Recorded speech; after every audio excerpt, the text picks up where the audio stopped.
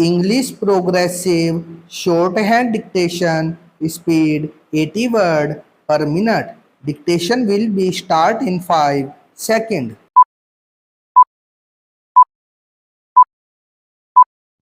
Start. Since yesterday, we have had a very fruitful exchange of opinions on the issues that have been covered in the mid-term appraisal of the 10th five-year plan.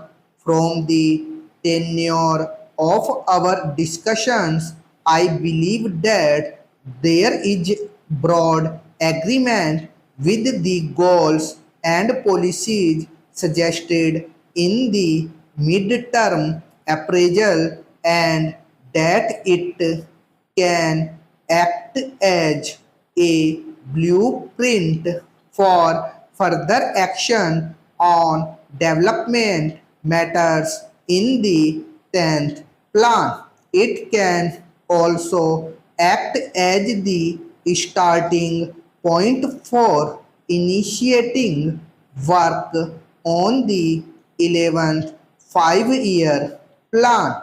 During the course of our discussions, a number of very valuable suggestions were made by chief ministers which may require a review of some of our policies, programs, and approaches. I am certain that the Planning Commission has taken note of these suggestions and will act on them in the coming months.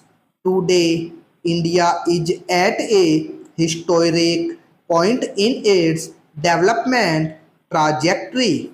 As I said in my opinion remarks yesterday, we are now at a point in time where we can deliver growth at a rate of 7%, 8%. At this point in time, owing to the development over the last 2 decades, there are no external constraints to the growth of our country. It is very much in the realm of possibility for this country to become a prosperous nation, rid of the perennial problems of poverty, ignorance, and disease. The world is today looking at India with great interest as the saga of our development and rise to prominence on the international stage unfolds. Rare are such moments in history where a nation suddenly captures the imagination of the world. In such circumstances, if there are any constraints, these are purely internal. Our success in living up to our potential depends solely only on us. No external force can be blamed if we do not rise up to everyone's expectations. Therefore, it is incumbent on all of us in this August gathering to ensure that we realize this potential.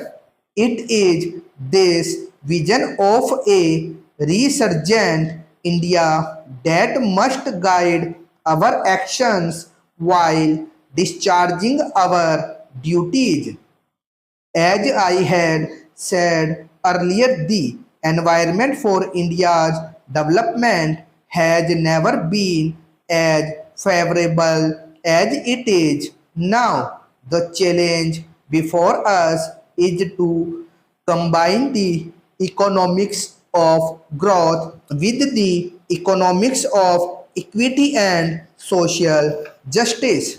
Another thing I want to say is that we want an idol to be set up for the nation.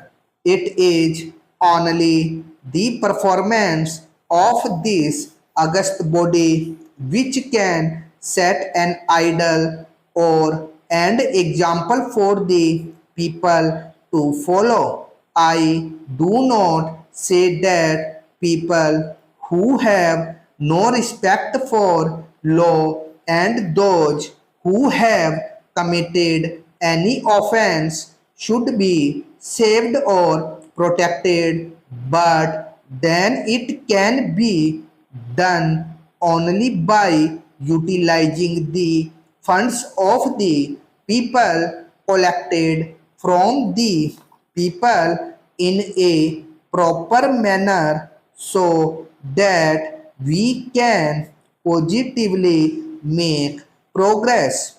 For this purpose, I would request the Honorable House that if some amendments to the rules of procedure are necessary, we must think of it and we must make the principles and the rules such that the house is not disturbed or no disturbances are created every day and our time is not wasted. Another aspect to which I would draw the attention of the Honorable House through you is that economy is one of the most important factors and economy has to be affected by us.